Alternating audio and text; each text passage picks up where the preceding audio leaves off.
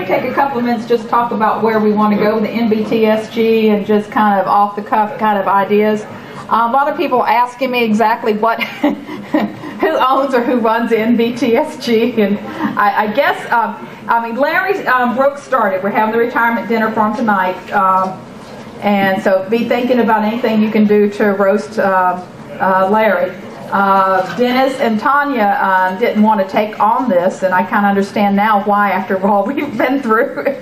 It is, in spite of what they say on SharpNet and some of the other things, this is not a big money-making thing for anybody.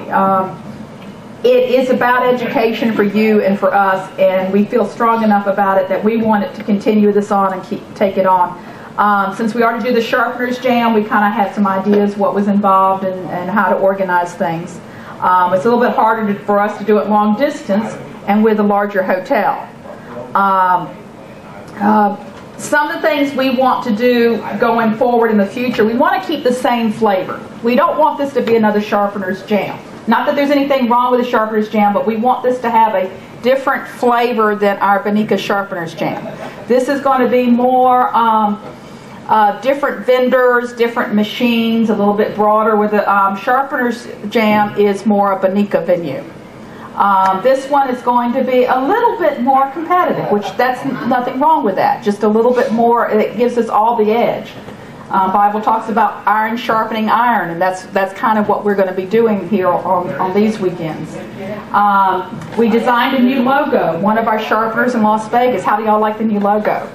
I think he kept some of the flavor and feel that Larry was going after, but he's one of our sharpeners in Las Vegas.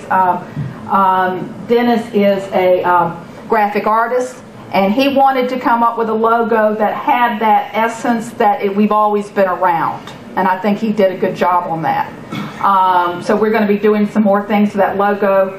Those of you that are already masters, if you're wanting some new certificates with a new logo or something, you know, IDs and that sort of thing, we're going to make that available to you. Something a little bit more, like if you look at Gene, he's got this ISSA card on. That's our other organization.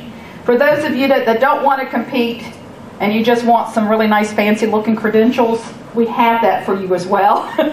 That's ISSA. What you're doing is basically you're saying I adhere to a code of ethics, and you're paying for a nice fancy ID. There's a place for that too. But it's going to be on that. We're going to do some things on that order. Another thing I would like to see going forward is I definitely love the way Dennis does the certification. And I'm hoping he will continue doing that for years on end. I was listening to him and Craig, and they're evaluating each other's shears last night, and I'm thinking, I don't want to do that. And y'all look like you were having fun doing it too. Oh yeah. I mean, different. Yeah, he takes out his microscope and says, "Hey, there's a scratch right here." Yeah, I mean, and I'm hearing him say, "Well, I would definitely take off 3 points for this," you know. And as y'all have heard, I'm going to be doing the certification tomorrow. I don't expect to win the thing. I would like to be able to at least make guild. I don't paint with as fine a brush as some of the sharpeners here. But that being said, I would like to have those that are master sharpeners have more input in what we do.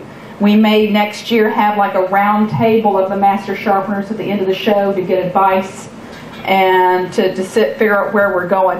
One of the other things I'd like to do is those that are master sharpeners, as long as you're attending, and we have to come up with some criteria, as long as you're attending on a fairly regular basis, I don't think you really need to recertify if you're a master to pay that money, unless you just want to recertify or something. So that may be some direction we're going. As you know, we added the Journeyman program, which is for people that don't want to bend scissors, don't want to do serration. And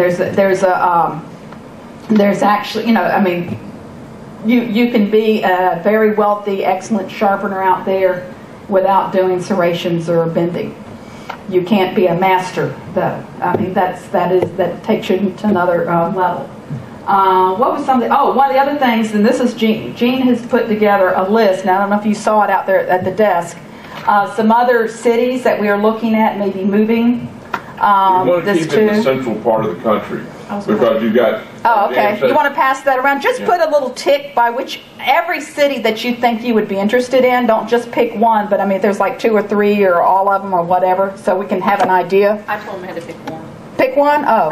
It's fine though. No. You've been overruled by the boss.